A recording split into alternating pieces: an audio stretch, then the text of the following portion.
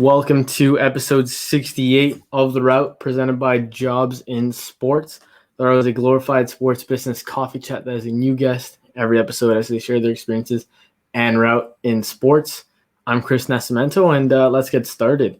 So just a few things to cover before we bring on our guest here.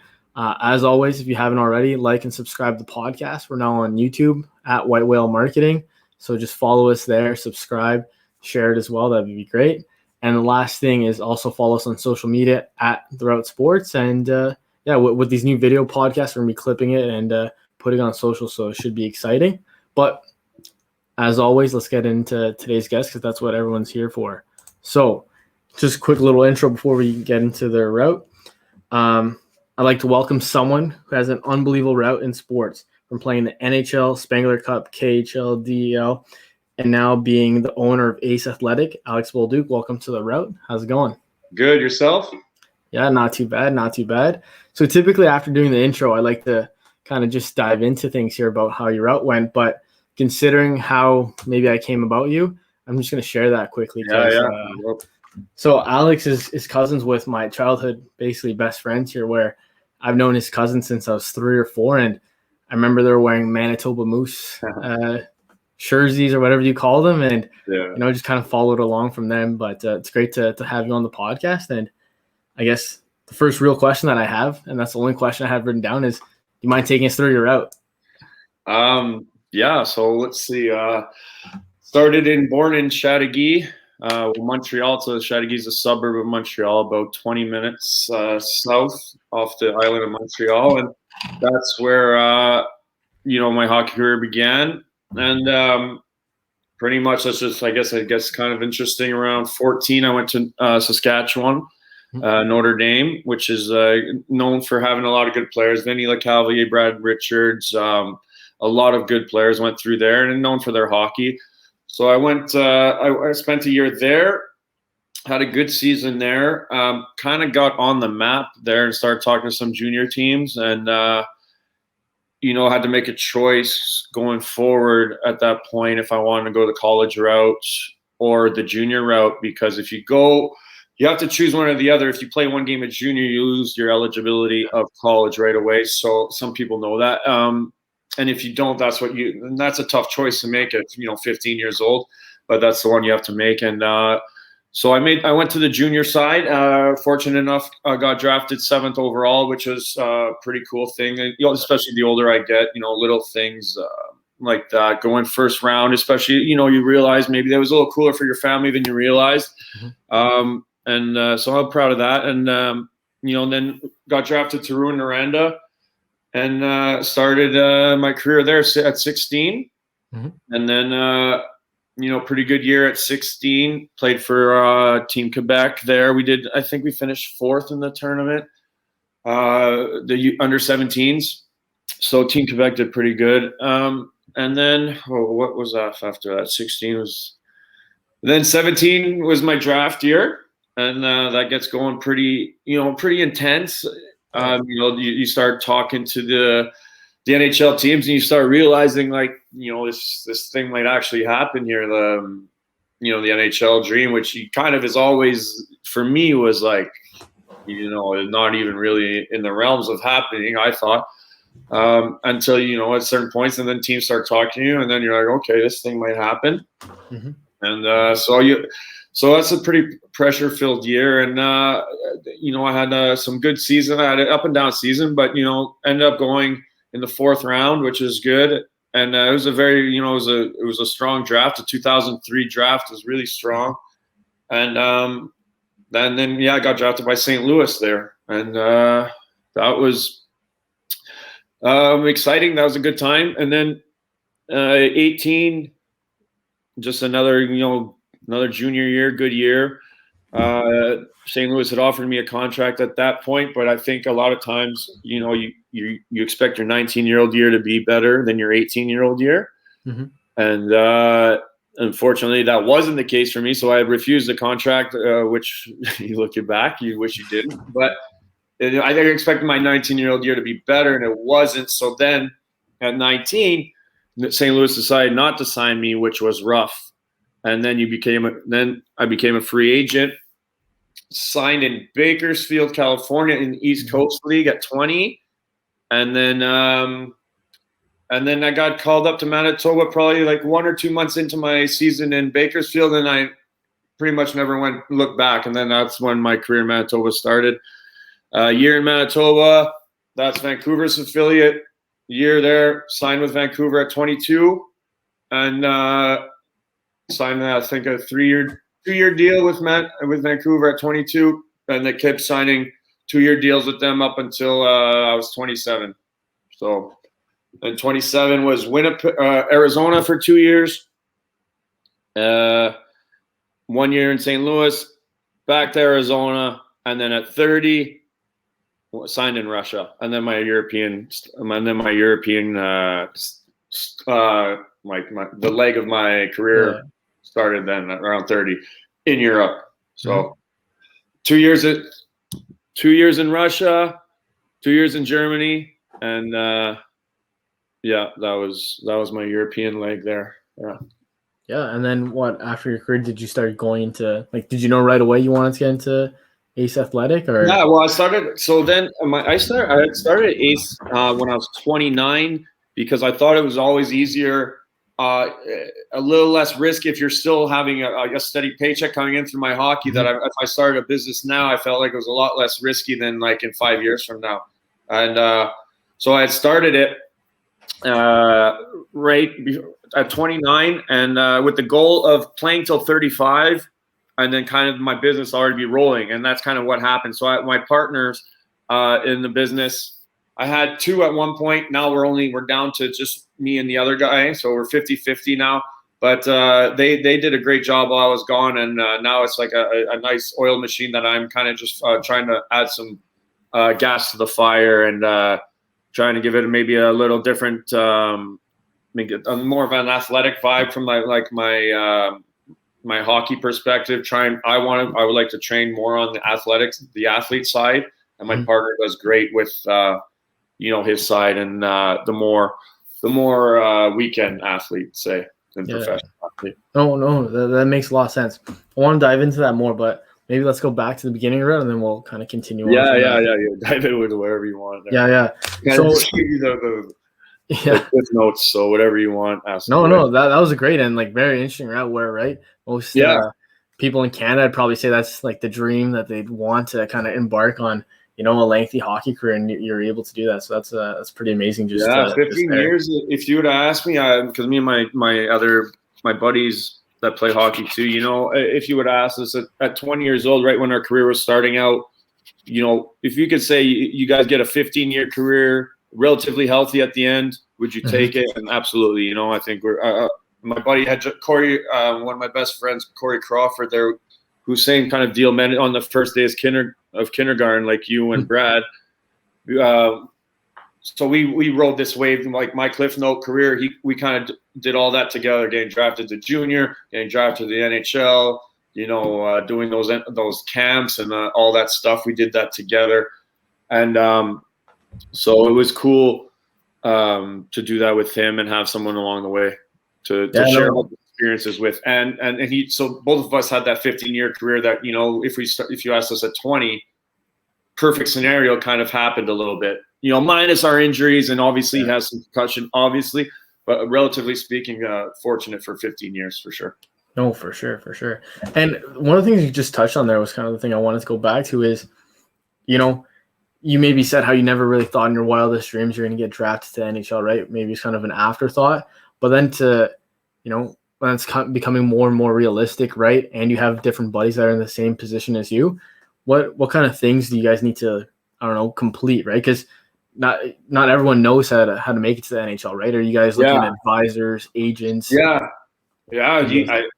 I think there's no right way, like I was saying before, the college or junior route, there's no right way. I mean, there's guys that have done it totally different than me and made it. I think some of it's luck, some of it's obviously a lot of it's work ethic, but I think it's hard to say, but you look back, like this does Corey win 2 Stanley Cups if he's drafted by Montreal? Like, does he, or do I get any games if I'm drafted by Detroit? Do I never play a game in the NHL if I'm drafted by Montreal? Because there's a lot of good players drafted by Montreal that are maybe French and get too much pressure thrown on them really early, and don't end up ever. It's hard to like say what we did that made it. I think there's some luck. I think there's some work ethic involved. I think a lot of things have to fall into the right place because I know so many talented players that worked hard that just didn't work out for them. So obviously there's some other factors in it, but I think we gave each other our best odds possible by helping each other and working out and practicing and working hard, and I thought, yeah, we did well and we were smart about it. We didn't party all the time when we were younger. And, it's easy when like 3 or 4 of our friends were all in the same career and one of them still playing in Europe, one of our best friends. So we kind of like all did the same. We were in the same vibe all the time, we were never wondering what else we were missing. We were pretty happy with what we were doing. Yeah, no, for sure. That makes a lot of sense.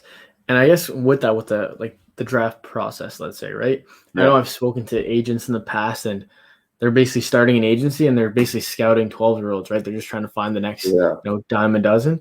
How does that kind of work, right? Do you have people reaching out to you? Do you find it's hard to pick? Like, how'd you go about that process? Yeah. This is interesting too. This is when I remember at 15 when I told you I went to Notre Dame and I was having that year. That's the kind of the year I became on the map. That's when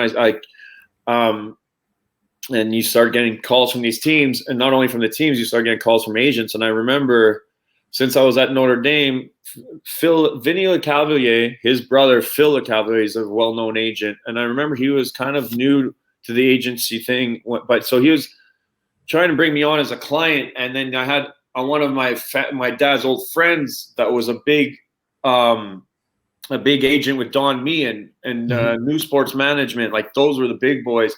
But then did you want to go? So then you're kind of, do you want to be with the big guys, may not get as much attention, or do you want to go with a new guy? And I remember Phil Lecavalier being so nice to me, and it is a hard decision because they all seem like nice guys. And we ended up going with the New Sports Management because experience is kind of, you want to lean towards people that have been around longer, I guess, right or wrong.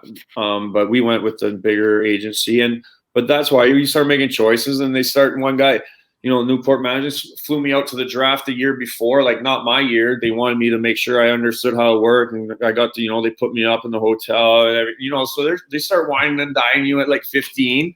Yeah. You get a little taste of you need any equipment, they'll grab that for you too, or you need some ice time, they'll set you up with the good skaters, or you need some good training. And so that's when the agents, you start getting a little bit of you get some gifts here and there, which is kind of nice. Yeah. And you start feeling like, oh man, like you get free shit just for playing hockey, or you get free, like, okay. Yeah. So yeah, I was interested. That's the first real taste of like the gifts and stuff for me anyways. Maybe if you're like Sidney Crosby, he's probably started getting gifts when he was like 12 or whatever. Yeah. For normal guys, at 15 is when the agents start coming at you, because that draft is at 16. So that's when you get your first taste of the agents. Yeah, that's pretty interesting, because now that you say that, I think I had someone on the podcast, and I think they worked for an OHL team, and they were telling me how they were also working for what is it now, U Sports hockey team as well.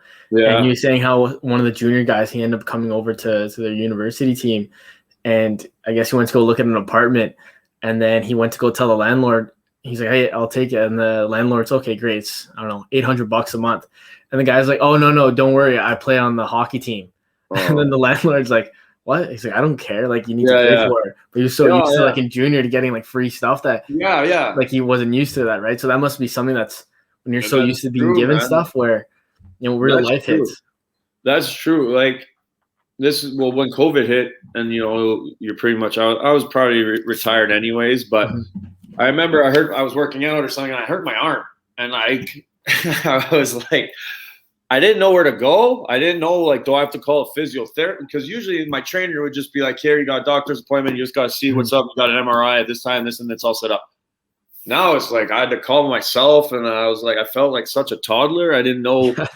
I was like, I have to call, make my own appointments. Who do I call? Who's good? Who's not good? Like, what do I do? What are these numbers? I don't want to look this shit up myself. Yeah. And pay for it myself too. What? Yeah, that's a big part too, right? No, that's interesting. And then I guess kind of going back into now your professional career, right? Where, you said you didn't sign with St. Louis, and then you kind of were a free agent. Yeah. How did that kind of process go about if you kind of dive into it a bit? Was it hard? Like, it was tough. I felt disappointed. I felt like I let my family down almost. And I didn't know at that point. Like I was 20 years old. I was like, fuck. And then I got this random contract offer in Bakersfield, and I was like, I guess I'll go try one more year. Like, what's the problem? If not, I don't know what I'll do, but fuck, I might as well go try. For sure. So, and then I did, and then that's where I went to that camp, and I was just like, screw this. Like, I'll fight anyone. I'll do whatever. And I scored, and I fought, and I did everything. And then things went well there, and I was only in that league for like probably 2 months. And went to Manitoba, luckily. So, man, it was scary there for a bit, though. Like in that summer, with no contract and an East Coast deal in Bakersfield, like ECHL deal, which is it's an okay league, and no disrespect, but it's not where you're going to make it's not where you want to be for a long time. And and I loved my time there, and it was a great stepping stool to the American League. And but yeah, that summer when I had to start from scratch and go to that, the East Coast League, and no, that makes a lot of sense. And then, as you said, you kind of went about it, and you eventually made it to the NHL. What was that like when you finally maybe hit that mecca, right? Yeah, that was something, man. I remember.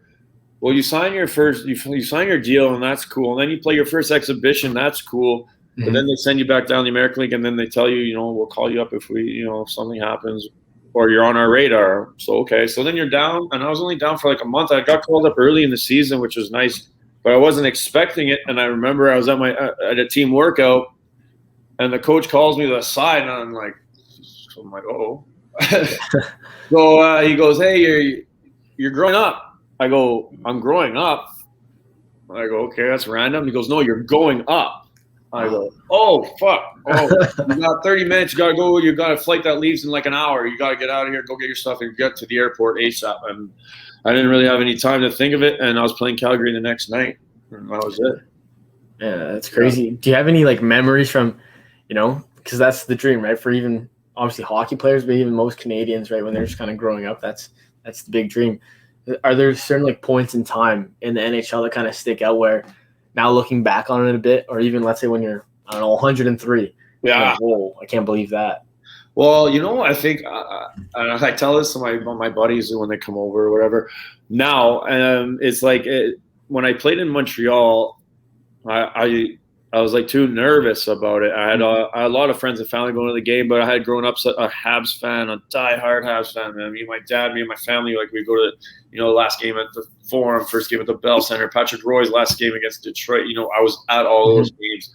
And my dad, we would wait outside the arena, fucking 2 hours in the cold to just see the team, guys walk over to their cars or grab a sandwich at the little restaurant across the street from the Forum. And then when I finally got to play against the Habs, man, I was almost too nervous to not, to really enjoy it, or afraid that I wouldn't do well, or afraid that I would make a mistake or something. And, looking back is would my friends ever gave a shit if I made a mistake or turned the puck over? I was over. That's where I wish I could go back in time and be just tell myself to enjoy it more, enjoy this time. You won't play against the Habs a lot more in your life, so just enjoy this. Enjoy everyone's coming to cheer you on, everyone's happy for you, So that looking back, and I was so fucking nervous, man. I got the puck. I was I don't want it. Yeah. So that I wish I would have just played my game a little bit more, and it was because they knew I was from Montreal, so they hid my helmet for warm up. So I'm going around with no helmet and warm up, and I'm panicking, thinking the other team's going to think I'm a cocky kid, and so I'm going to have to fight someone per shift, and getting all nervous.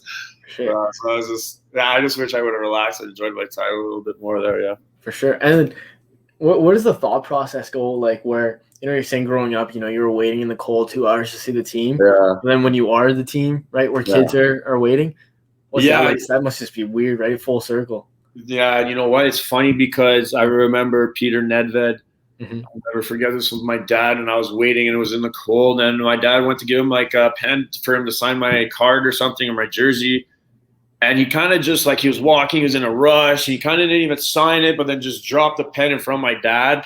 And it like upset my dad so much that he had like upset me that I like ingrained myself like ever now if ever I see a kid, I don't care. Like you just have to sign every last one, or I try to anyways. Like I just thought that was so rude how he just kind of threw the pen on the ground without sign. It was just, so I mean, especially when kids are involved, it is a little different because there's adults that kind of search and they wait, and it's for not the right reasons. They try and sell it, but when there's a kid, you make the bus wait, or the bus will wait, and everyone will understand. And I think that's a big thing, especially when the fans, it's late at night for some of the kids, and they stick around. Like it's not easy for them, and they got school next day. You sign them whatever they want, man. You like who cares if you're fucking 30 seconds late for the bus or something, and like so that's something like did actually mark me when I was young, outside the forum for sure. Yeah, no, that's crazy, right? Just how like that one little instance can just like I still remember, man, like just dropping the pen like we were nothing, just like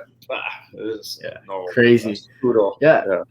And then kind of moving on, right? You were saying that you end up going to Arizona. What was that like? And then kind of maybe moving on from there to your time in the KHL. Yeah, Arizona was really great. That's where in the American League I became captain for the Portland Pirates, which was, I think, one of my most confident hockey, where I felt where I could have an impact every game. And I made the all-star game a couple times in my time there. So going from where I was in Manitoba, like a grinder, a penalty kill guy, to like kind of evolving into more offensive guy. I was even more offensive in the American League than I ever really was in the Q. And that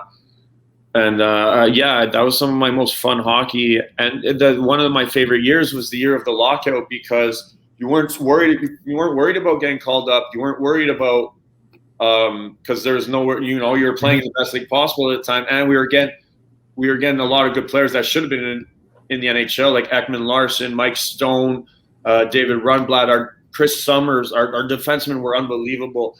And that year, man, we were just for the first half.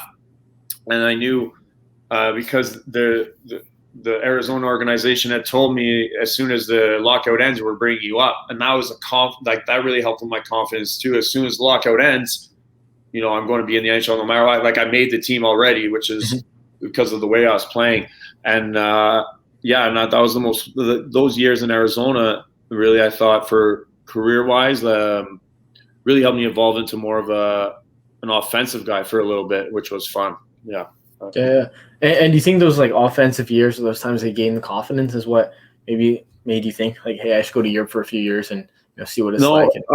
Europe was always there in the back of my mind, because if I was kept doing the up and down, if I wasn't a solidified NHL guy, which I never really became, like I made the team out of camp a couple times, but never felt like I was like, I never had like a one-way contract too, which was, so I felt like at 30, if you hadn't solidified yet, then like, let's go try something else. Or Russia, like Russia's always dangling that carrot in front of you of like, big money.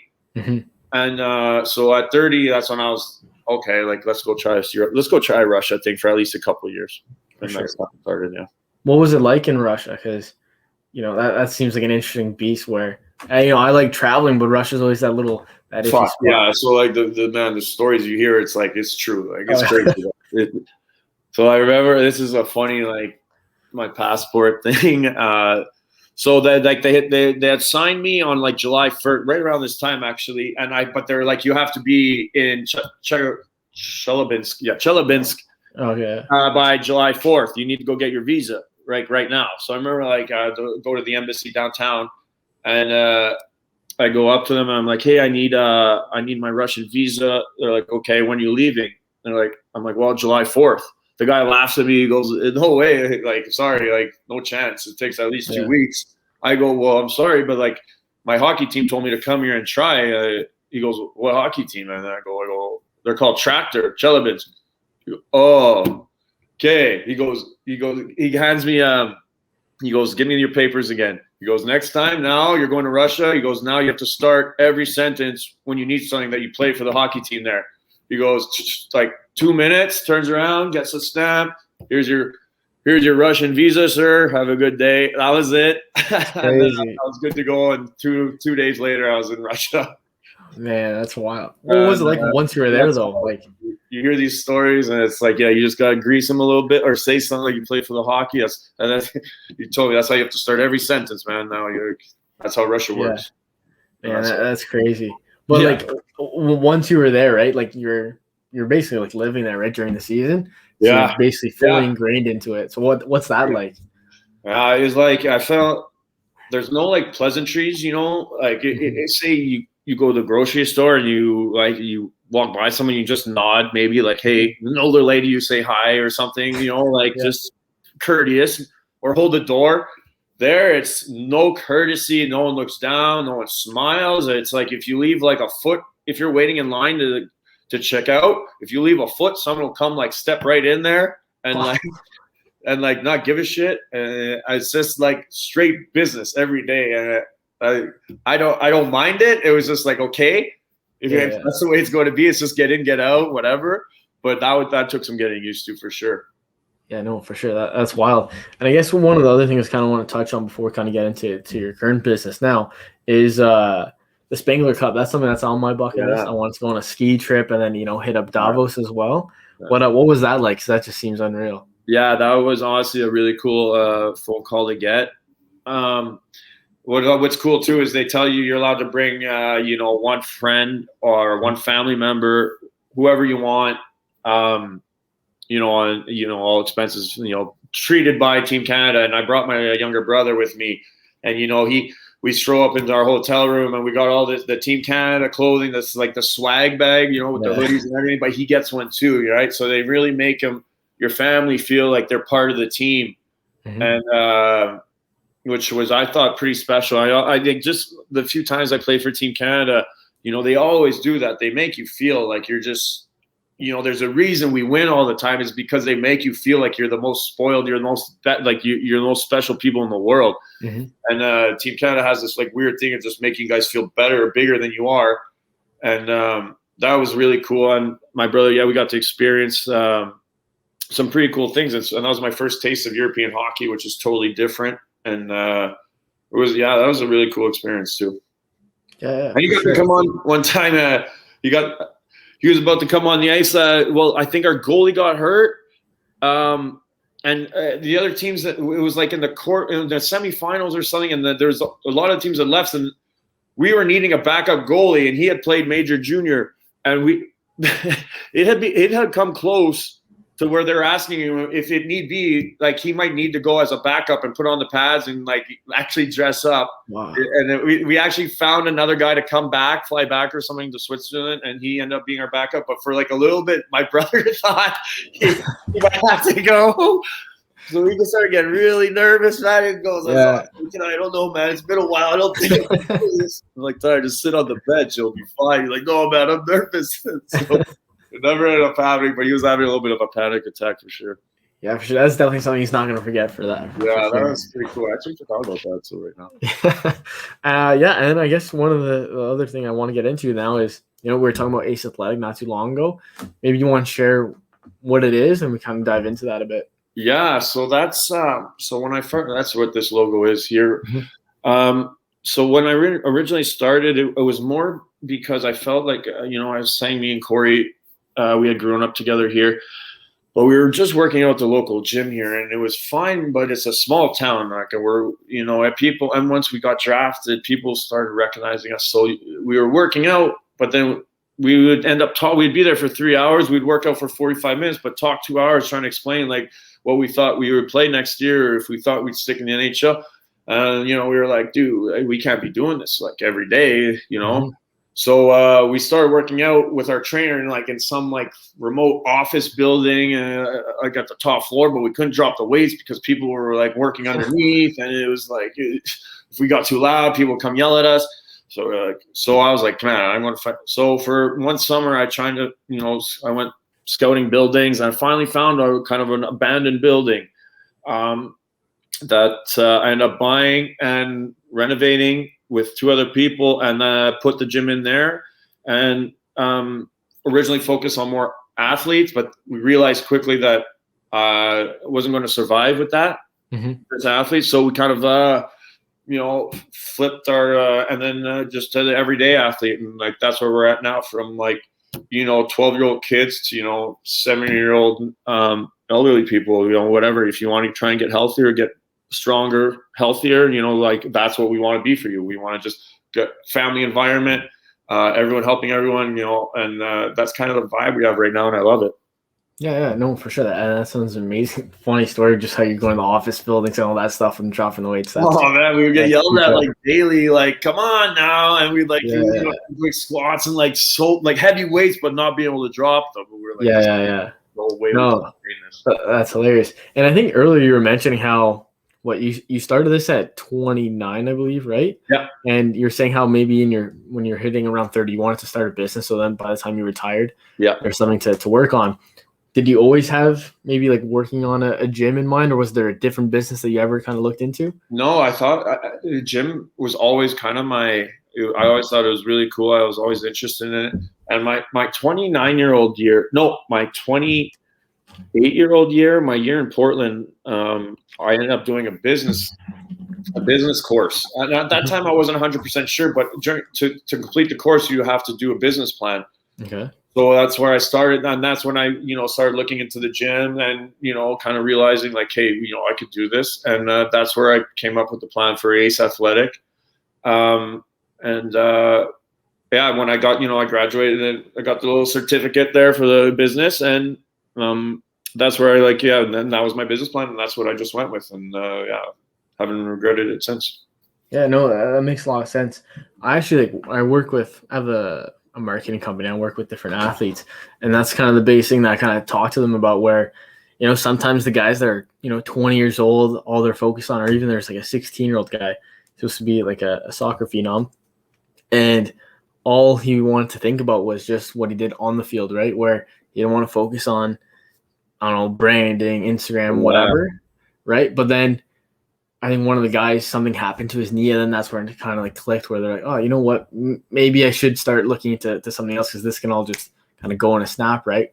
Is that ever something that kind of crossed your mind where in your career? Yeah, well, for sure. And, I started around 28, 29, but with my goal of doing that 15-year career, at 20. So that's when it was rolling, but I could have got hurt at 31, 32, and I still had this to fall back on, So yeah, it was definitely nice to know I have something waiting.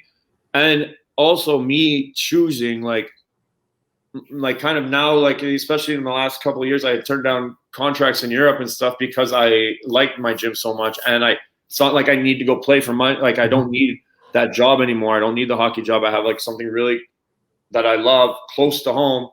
And that doesn't revolve me blocking shots anymore, or, getting hit or getting hurt. So, I kind of the gym thing, and I was kind of over the hockey thing at the same time. So it worked out well. That makes a lot of sense. And I guess just to start wrapping some things up here, I guess maybe the first question I'll kind of ask that I usually ask at the end is, let's see, you kind of go back to when I think you said you were 15, 16, when you're starting to, get a little more serious about hockey. You could go back and talk to yourself. What's something that you'd say, right? That's a good question, man. I don't. Maybe if I could go and tell a younger, I would say maybe don't. I think I was hard on myself after games, where I would almost if I was scoring, I was a good person, and if I wasn't, I was a bad person. I wasn't a good person if I sucked at hockey. I was I was like putting too much emphasis on it if I was a good hockey player or not. You know, Mhm. it's like if I'm not good, then no one really wants to hang. You know, I'm not. People don't want to be my friend or something, or Yeah. you know, like not putting so much emphasis on my value as a hockey player and not as a person. I think maybe I would tell my younger self that, like, stop being so hard on yourself if you have a bad game or something. Yeah. That makes a lot of sense. And I guess, does that also translate to maybe if you were to speak to, I don't know, a 16-year-old who's either going to hockey or someone who's going into nursing, right? Is that something that you would say where Yeah. maybe don't be too hard on yourself, or is there other things that come to mind for that? Yeah, no, I think, yeah, especially you say, man, if in any sport or any, not to be so caught up in one thing. Like, yeah, if you're trying to become a doctor, yeah, go to school and do all your stuff too. But like, maybe you like get another hobby or something. Like, I got, we started getting some hobbies, like, but for our junior years, we weren't doing much. We were just like kind of hockey, and then whatever. But early 20s, you start, we started, wakeboarding and stuff. And that's just so nice. You weren't just hockey. That would say, maybe, tell those young kids, get a hobby, man. It's all beautiful. It might work out, it might not, but it shouldn't define who you are. That's for sure. Yeah. No, I think, balance is a huge part of it, right? Where who knows what happens next. But that's definitely a great thing. And the kind of last question I have, I ask this to kind of everyone, if you're, I don't know, the number I have in mind is always going to be 103. I'm going to live till I'm 103. Yeah. And you're sitting in a rocking chair thinking about your life. Yeah. Is there maybe a story that sticks out to you? Or like, well, I can't believe like I got to do that, or I can't believe I experienced that. Is there like a story that kind of sticks out?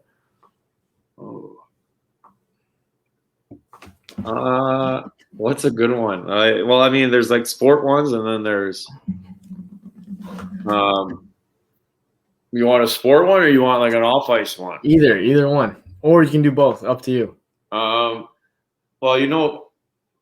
I think one of my best phone calls, I think, was under 18s, and we were playing the U.S. in the semifinals, and it was we weren't supposed to win that tournament. Ovechkin was in it, the Russians were in it, and we weren't favorite. We had a good team, but we weren't favorite, and we ended up getting the semifinals. And then I remember scoring.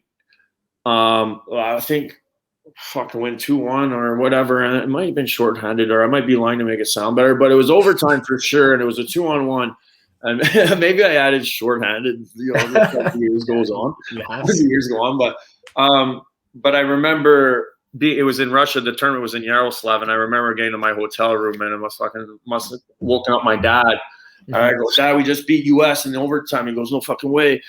And I go, yeah, in overtime. He goes, who scored? I go, Dad, guess who scored? He goes, no way, not you. I go, yeah. And then I never heard him so excited. He never really showed much emotion. And hearing him being like, no, not you. And that was a pretty cool, something I'll be proud of. And I remember, this a long distance phone call from Yaroslav to Montreal. Yeah, that was a pretty fun one. Yeah, no, that's definitely a great story. That's funny just hearing it on my own. But yeah, unless there's anything else that you'd like to share, man, I love having you on, and it was great chatting with you. Yeah, I appreciate it, man. Thanks for having me. Yeah, no problem. Well, that's it for episode 68. All right.